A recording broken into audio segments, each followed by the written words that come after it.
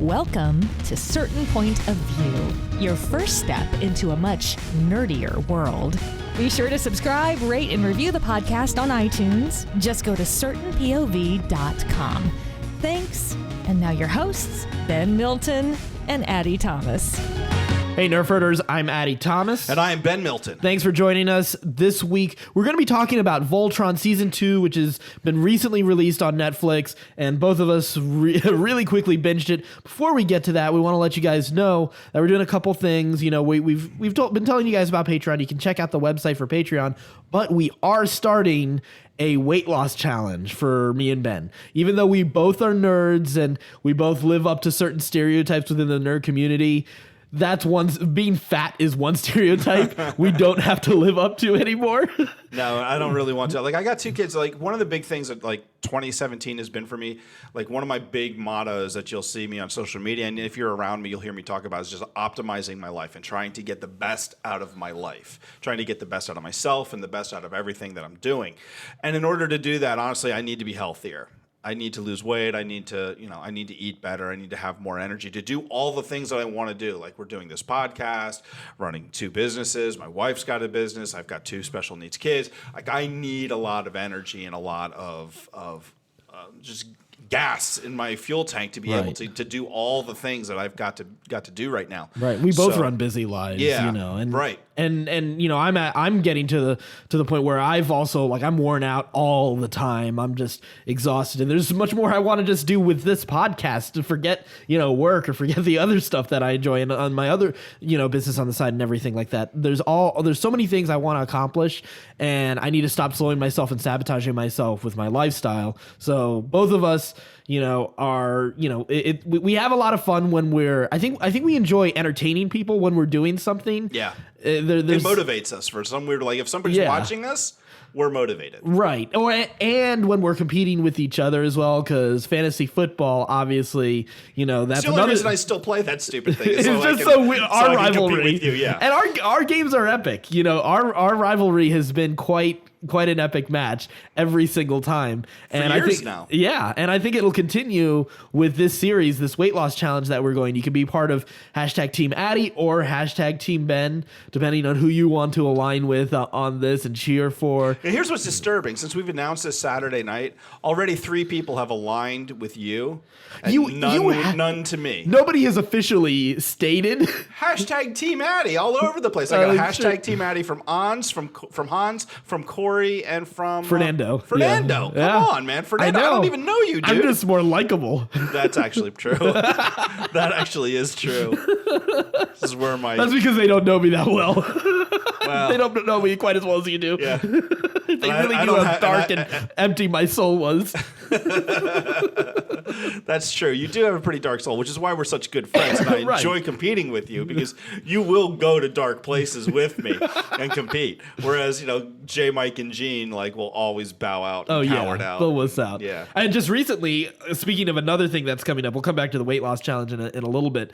But this year at AwesomeCon, which June 16th through 18th in DC, it's going to be exciting. Stan Lee's going to be there. Felicia Day is going to be there. A bunch of great celebrities. We're going to be there. Hey! We might be doing. We'll be doing an episode of the podcast there as well. Hopefully, yeah. So we'd love to have you guys check that out. But not only that, I will be appearing as Darth Jar Jar. This was not by my choice, but I am choosing to embrace it fully. Oh, he's going balls deep. And just have fun with it. It is fantastic. We just got the Jar Jar mask just arrived today. Yesterday, my Sith robe arrived. I got the Darth Vader gauntlets. I got a Kylo Ren Force Effects lightsaber, which was a great excuse to finally get a Force Effects lightsaber, and at a pretty good price on Amazon too, by the way. But yeah, so I'm fully embracing it. Even though the robe is an extra large, it's a little tight. So I did. So you have reason to lose a little weight between now and then. Oh yeah, I'd like to have a a little looser because Jar Jar's a thin dude. Exactly. Yeah. I'm not boss. This is not Darth Boss Naz. I'm so excited for this. This was due to you losing one of our fantasy football bets. Exactly. So I'm excited. I'm really excited about this. Thank you so much for going so enthusiastically into this. I really like, as much as I know you hate Darth Jar Jar. I know. I just hate the theory. I hate that there's a couple people out there who like to give it a little bit of credibility. I don't like giving even an inch of credibility. But Darth Jar Jar is pretty hilarious, to be perfectly honest. It's fantastic. You're going to make a fantastic Darth Jar Jar. I got to work on my voice a little bit more. I can do Jar Jar, but Sinister Jar Jar is really a special place to get to. Yeah. So, but again, we're doing this weight loss challenge. You can find out more about it. We'd love to get an idea of different challenges that we could do from you guys. We're thinking of hitting up some 5Ks, maybe some other fun activities. See, who wins what. Maybe have a running score for all these different challenges that we take on as part of it. We'll be sure to keep you updated on Instagram, on Facebook, wherever you can follow a certain point of view, you'll be seeing what's happening with our weight loss challenge. All of that is at our website, certainpov.com. Yeah, so be sure to let us know what you want to see us do. How do you want to see us compete with each other? Because Addy and I are now at a point where I've beaten him so often that he doesn't want to make a bet. You have not beaten me so often. Son, you almost got a tattoo. Yes, but I beat you so long, you almost got a tramp stamp. The record is you have won one bet. The other bet you did not win. You just got dangerously close to winning it. Just remember that. Yeah, I got how many years close to it? Yeah, just way too close to it. Exactly. That you will not, because I said, what bet are we gonna make on the way here to the studio to record? Like, no bet. I'm not doing a bet. I'm not doing a bet. I'm scared. I'm not doing a bet. No way. I'm not doing a bet. So we came to a compromise and said, let's let the audience decide what they want to see us do. Yeah. So let us know what you think would be fun to see, what would be what challenges we need to take on, if there are any rewards for each of the other guys, because obviously we are pretty competitive when it comes to that. Again, all of that is on our website, certainpov.com. All right, Voltron, Season 2 on Netflix. Netflix has been just knocking it out of the park. Can they do anything wrong? Like, I haven't seen any of their original programming that I didn't like, except for Peaky Blinders. Yeah, and I know people really like. There's gotta be something. Sean loves Peaky Blinders. Yeah. I just didn't get into it. I haven't even started it. I haven't tried House of Cards. Everybody loves it. Yeah, I haven't started that either. That's one of those things I was kind of waiting for it to kind of finish. I gotta watch Marco Polo. I gotta watch Narcos. Those are other ones that are on my list. Did you watch Troll Hunters by any chance? Not yet. I'm gonna watch it with the kids. I really liked it. I heard it's fantastic. Really it's really good. But anyway, let's get back to Voltron. We could do episodes about those other shows at some other point. But Voltron, so season 1 already came out strong. We had so much fun watching that series. I didn't quite binge it, but I was pretty close to binging it. This one, as soon as I knew Voltron season 2 was out, at work, pulled it up. I was watching. I finished the same day it released. It's become like the Marvel Netflix series for me. I enjoy it that much, and it's a fun series. I like the aesthetic for it. I like the character development in it. I like the plot in it. It's just a strong series, and I don't even know necessarily any of the talent that's on the show. That's on the show as far as like the producers. I know Dave Filoni on Clone Wars, and I'm familiar with like some of his work, and I enjoy it. Giancarlo Volpe, the guy who did Green Lantern, the animated series, I like a lot of his work, but I don't even know who these guys are at all. Nope.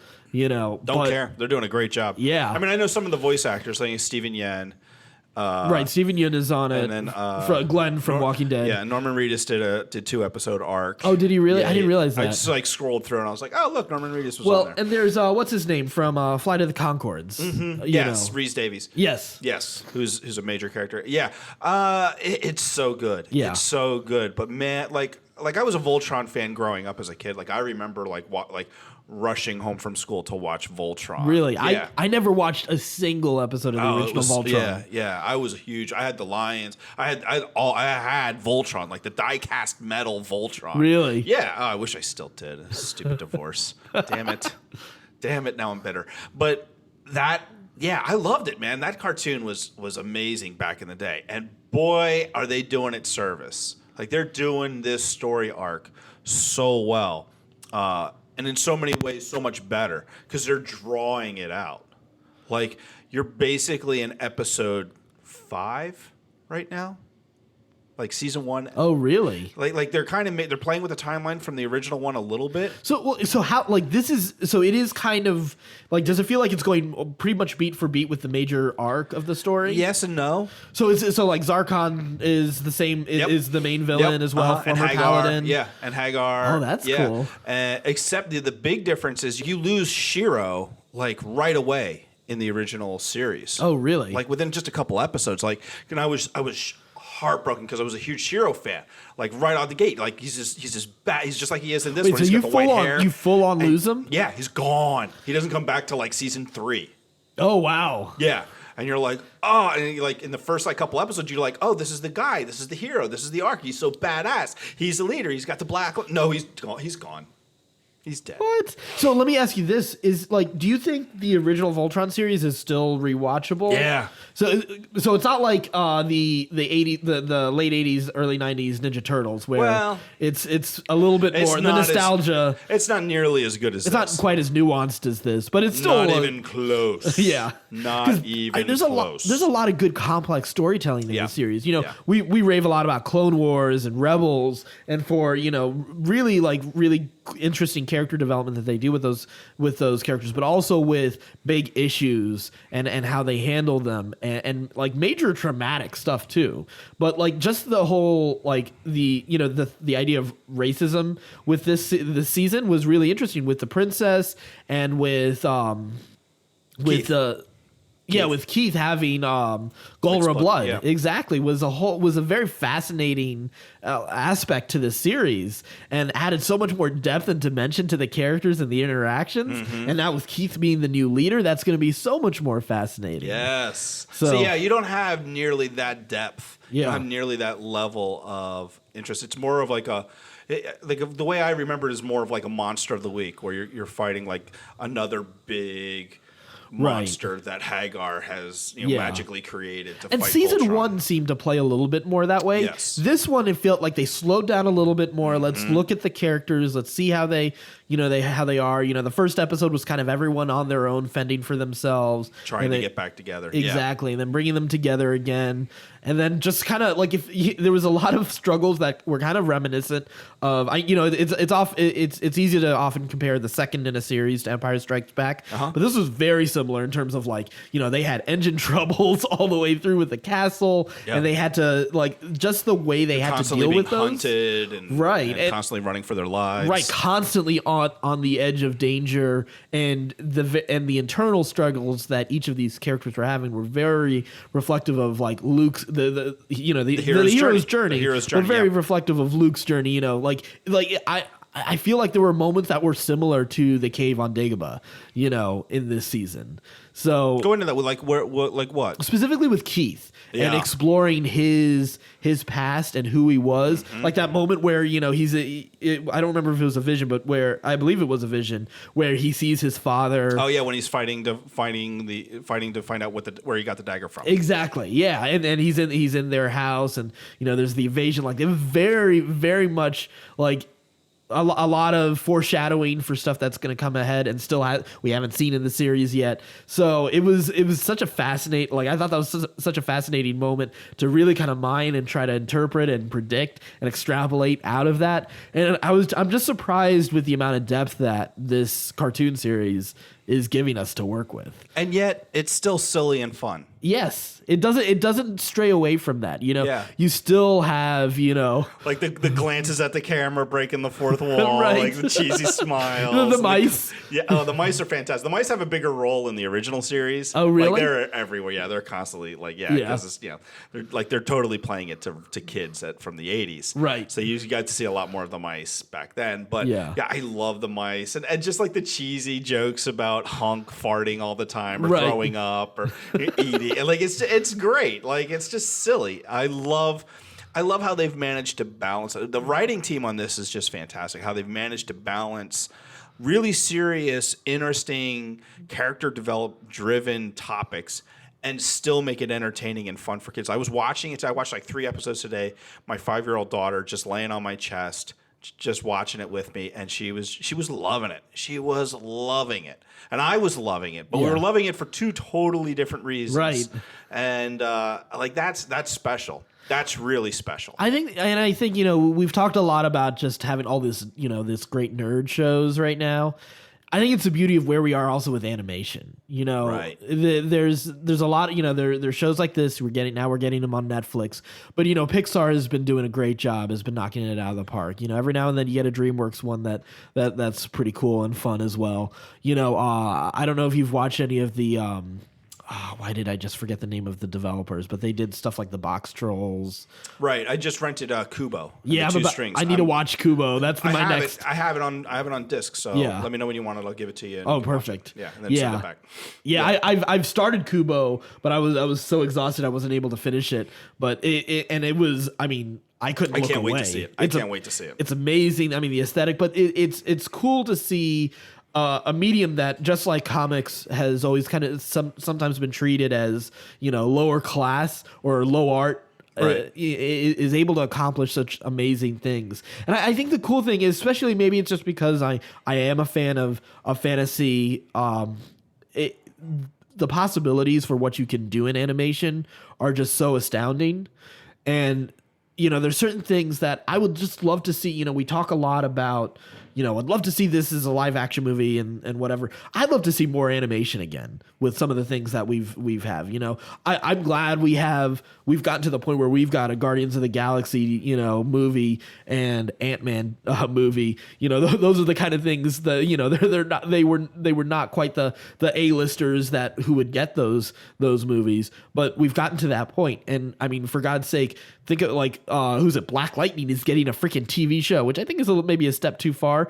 But I'd like to see more animation again from a lot of our superhero stories, and we're seeing Star Wars is doing a great job with it, and we're seeing Netflix has done a great job with Voltron. I love the current Ninja Turtles series right now. I need to get in on that. It's a lot of the things we've been talking about with Voltron. I wouldn't say it's as well done as Voltron. It's a little bit it edges a little bit more on the fun side of things than sometimes the serious, but it does some really serious stuff as well. And they've gotten to some pretty dark places, a very interesting character development as well. But it's amazing to see how seriously that these stories are being taken, but the writers are adept enough to make sure it still has the appeal to kids, but also has the appeal to adults who want to just enjoy fun storytelling. Yeah, it's interesting because I mean, like, you know what it is. Somebody was complaining about this on social media the other day about how like there's just so much like remaking of stuff right now. Like there's just a big push for nostalgia for people our age. To consume media. Like it's like the baby boomers are now finally old enough now that it's our turn to have media geared to us. Right. And so we're not getting Happy Days, we're getting Voltron. Right. And it's nice. Like, because when you look at it, it's like, yeah, Voltron was a Teenage Mutant Ninja Turtles. Silly, goofy kids TV shows from the 80s are now getting very serious, legitimate treatment. Right. For storytelling, and it's fantastic. Like it just makes it that much better. Yeah. It really does. I can't imagine what it's going to be like in 20, 30 years when my kids grow up and they're remaking Voltron. Like, what are they going to do? Yeah. Like, how do they make it different? How do they make it relevant to that generation? I think that's what's amazing. I know because it's funny because like you said, people complain about it, but I think what's fun about these is that you get these reinterpretations. Right. I think that we've seen the best example of this, I think, with Batman as a character over the years because he's had the most made. Yeah. He's had the most attempts and very, very different attempts. Mm-hmm. And some of them are going to fail. I get that DC his but track they're never record. going to fail as bad as Joel Schumacher. Yeah, like, that's true. That you're never going to do worse than that. As bad as Batman versus Superman is, it not is even close. No Joel Schumacher. Not even close. I think we all can get together and all of us Batman versus Superman haters and those are the people who love him can get together and remember that it is not Joel Schumacher. It's not that bad. Not even in the same zip code. Not even close. Not even close. Oh my God, the director who almost killed Batman. And that, look, if I'm a director and somebody comes to me and says, "Will you make a Batman movie?" I'll say yes because I know I'll make a better movie than that. At least I'm not the worst. Right. I may not make it all the way to Nolan, Right. but I'm definitely not going as low as Schumacher either. Like I'll be totally content somewhere in between there. That's a good place to be. Right. You'll make a ton of cash. Some people like it, some people won't necessarily, but I think that you can do just fine. And that's bringing it back to Voltron. Like that's kind of the same deal here, where like there's nothing to lose with these things. These these remakes and these reboots that they're doing from the 80s, there's nothing to lose. There's nothing but upside because we're into it. Like we're so excited about it. We're so into seeing it.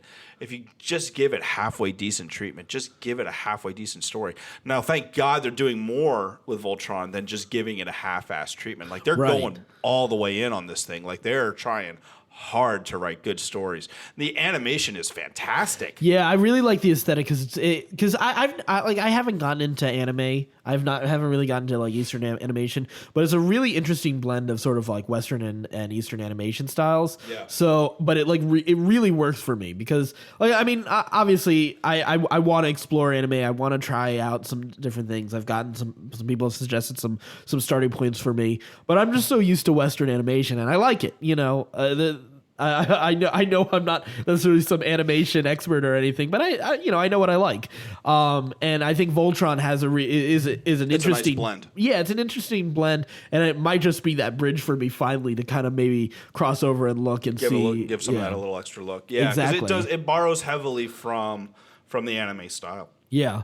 And it's beautiful. The art is beautiful. Absolutely. So that last episode of the season where they're having the big battle and then they cut to like just the sketch, like the black and white sketch style of drawing. Like I mean that like and they're like changing techniques and styles to match the mood and the action of what's happening in the story. Yeah. Which is fantastic. I think that is genius. Like whoever's directing this stuff and putting this all together knows their shit. They are really good. Really good.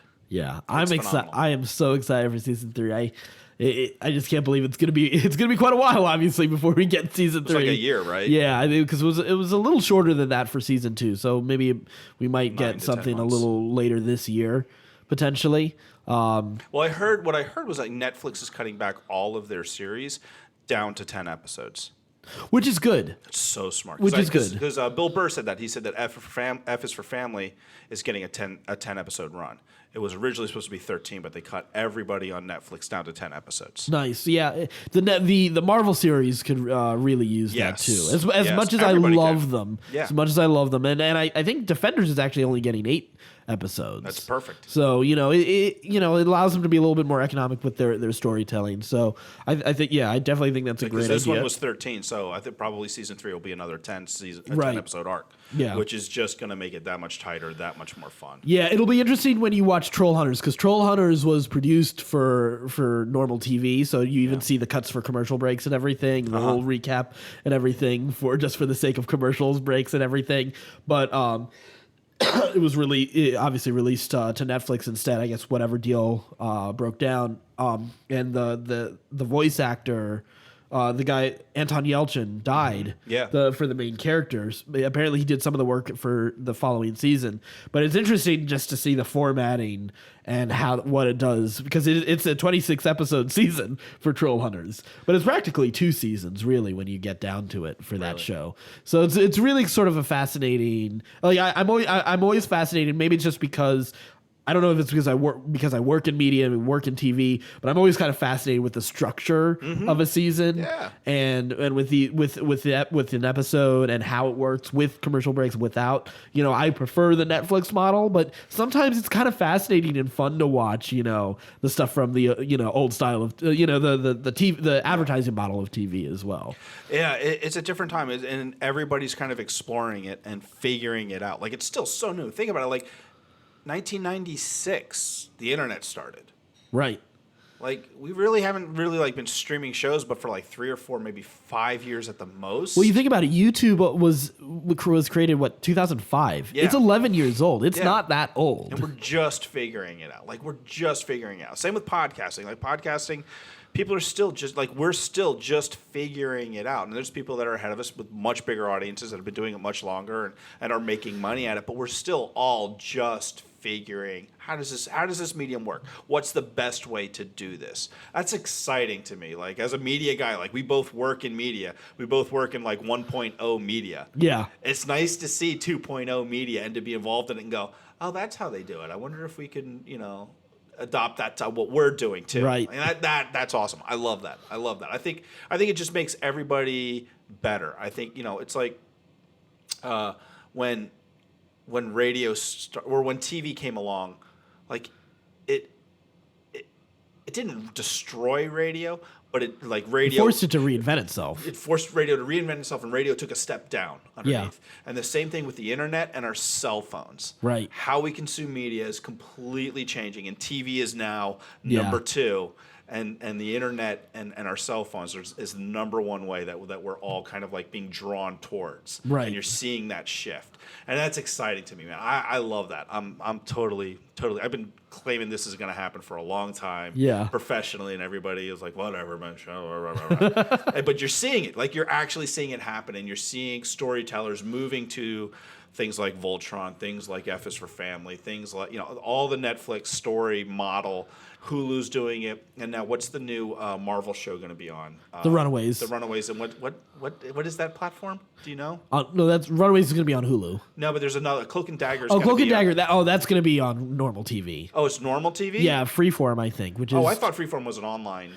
I mean, maybe they'll be streaming it online, but Freeform is the reinvention of ABC Family. That's the renaming of that channel. Oh, I didn't know that. Yeah. Oh, I thought it was just like Hulu, like the new Hulu or something like that. It sounds like it would be because it's called Freeform. Freeform, right. But yeah, that's all. It's ABC Family rebranded itself, so it's because ABC obviously Disney, so it's still within that's how they kept the ecosystem going. Exactly. Okay, that makes sense then. All right, yeah, but even still, like they're rebranding and trying to figure out how do we keep up with this new model and how do we make it interesting. So that's cool. That's very cool. I can't wait for you to see season 3 based on like the final line in season 2. Yeah. I can't wait for your reaction and see what you think is happening when season 3 starts. If it goes anywhere close to what happened in the original series, you're gonna love it. Yeah, you're gonna love it. I was just spellbound by the series. I mean, I was like, it was almost like fist pumping action type of thing for that finale. Like, for me, I was just like when it got to those final 2 episodes, everything else didn't exist in my world. I was like, yep, this is exactly total tunnel vision, right? Yeah, it's like because so I was telling my daughter was watching it with me, but then my wife was like, "You gotta go take a bath. You gotta get up and go take a bath." And she was mad as hell. She didn't and it was like halfway through the final episode. Oh, and I was like, "Baby, I promise I'll watch it with you later." And she was like, she was so mad. She went up, she like threw a fit in her room. And Jenny was like, there was like 5 minutes left, and Jenny's like, "Do you want to go upstairs and kind of calm your daughter down?" I was like, "In 5 minutes." I was like, I'm not going anywhere. I can't wait for you to write your parenting book. When I came upstairs, she was already in the tub and totally calm. It was fine. So, don't worry, people. It's not like she's still like throwing a huge fit. My wife is like stuck with her. But, right. Yeah, it was. We were both so into it. So I think she's gonna like. She was like, "Will you watch it with me tomorrow?" I was like, "Yes, I will." I could totally rewatch that season. I might even rewatch season 1. Well, actually, what I've got to do is I got to finish Star Wars Clone Wars, so that's leaving Netflix on March 7th. And then I got to buy the episodes. I'm probably on Amazon Instant Video because I love the show enough. I might as well own the series at this point, And it's fun to go back and watch like little mini arcs sometimes with these shows. Yeah. And kind of refresh yourself on little moments here and there. Or rewatch it in chronological order. Yeah, which is what I've been doing with Clone Wars. Yeah. But then there's also the new Ninja Turtles series that I gotta purchase as well.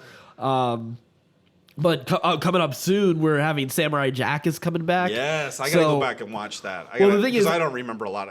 I always wanted to watch the show, and I've watched scattered moments here and there, but I never really watched the show. So I plan to binge, hopefully finish in time. To catch the beginning of it. When is that coming out on? I think that's actually. Oh no, that's Adult Swim. Network? Adult Swim, yeah, Cartoon Okay. Network, and I think it's actually coming out March 7th or something like that. So we don't have a lot of time. Exactly. So all of that. I mean, again, there's some great things going on. So you're not in getting animation any work done right now. anytime soon. That's what I'm hearing. Probably not. I'm not like, I'm gonna just catch up with like Arrow and the Flash and all of those later at this point. Yeah, totally. You know, I'm keeping up with Agents of S.H.I.E.L.D. And I gotta catch up on that. And I need to get back on Walking Dead. I just last night was the new episode. I haven't watched it yet. Surprisingly good. That's what I heard. So I'll check that out. But of course, you've heard us rave about Voltron. We're talking about it like as being part of this front line of the TV, the media revolution. You got to check out Voltron on Netflix. Don't forget to check out what we're doing on certainpointofview.com, certainpov.com with our weight loss challenge with Patreon, all of that. You can join the discussion, certainpov.com. And until next week, stay scruffy, my nerf herders. Thanks for listening to Certain Point of View. Don't miss an episode. Just subscribe, rate, and review the podcast on iTunes. Head over to certainpov.com.